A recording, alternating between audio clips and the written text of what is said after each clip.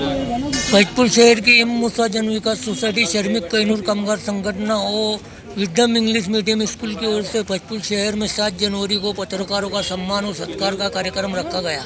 ये कार्यक्रम जनता की बात न्यूज़ चैनल और दैनिक देश उन्नति मराठी पत्रकार शाकिर मलिक ने आयोजित किया।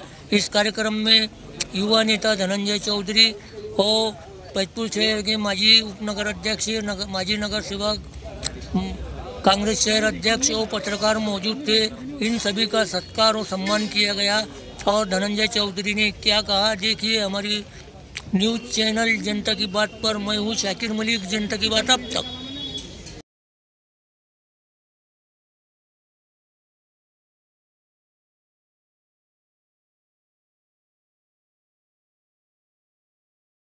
आणि एवढ्या उदंड प्रकारे आपल्या मराठी लेखणीतल्या त्याच्यामध्ये चांगल्या प्रकारे उत्थान झालं, तर ही खूप मोठी गोष्ट आज आपल्या प्रत्येक मराठी माणसासाठी आहे।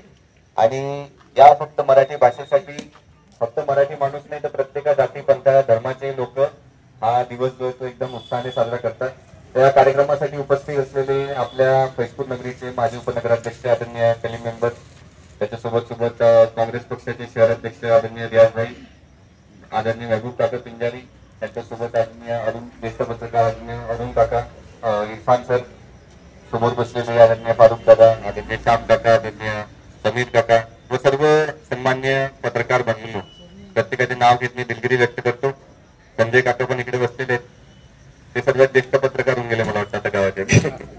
पण तरी प्रत्येक पत्रकार हा सध्या आपल्या लोकशाहीचा चौथा स्तंभ म्हणून त्यांची जबाबदारी हा प्रत्येक दर दिवशी निभावत असतो।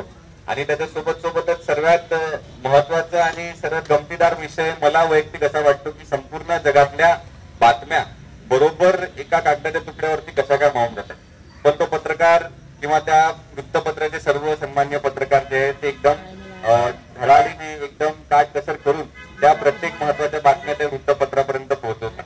आणि त्या वृत्तपत्राद्वारे प्रत्येका व्यक्तीपर्यंत पोहोचतात आणि व्यक्तीला सुद्धा जबाबदारी वाटते की नाही काहीतरी चांगलं घडतंय, चुकीचं घडतंय, काही बरं वाईट घडतंय, तर त्याच्याबद्दल आपण काहीतरी केलं पाहिजे। ही जनसामान्याची जी भावना जी तयार होते ती सर्व पत्रकारांमुळे तयार होते आणि ती लोकशाहीमध्ये झालीच पाहिजे। त्याचं काम तुम्ही एकदम सामर्थ्यपणे करता। हीच खरी पत्रकारिता जी आहे ती प्रत्येक भाषामध्ये उपलब्ध व्हावी आणि त्याचा उत्सव साजरा व्हावा म्हणून आज हा मराठी पत्रकार दिवस आपण साजरा करतो। तर या पत्रकार दिवसानिमित्त मी आपल्या सर्वांना मनपूर्वक शुभेच्छा देतो। खरं तर आपल्या सर्वांना माहितीच आहे की पत्रकारिता व लेखणीमध्ये एवढी ताकद आहे की ती सरकार निवडून पण आणू शकते, सरकार पाडूही शकते। माझा वैयक्तिक अनुभव खरं तर पत्रकारांसोबत व पत्रकार मंडळींसोबत फार चांगला राहिलेला असं मी म्हणू शकतो मागच्या 3-4 वर्षापासून। कारण सर्व पत्रकार बांधव जे होते म्हणजे अक्षरशः काही पत्रकार अशा प्रकारचे प्रश्न विचारत होते की त्या प्रश्नातून नवीन विचार मनामध्ये निर्माण व्हायचे की जनतेची सेवा किंवा जनतेची कामं कशा प्रकारे चांगल्या दर्जाची करता येतील। कधी काही रस्ता कोणी ठेकेदार चुकीचा बनवत असेल तर कधी काही कुठे दरोडे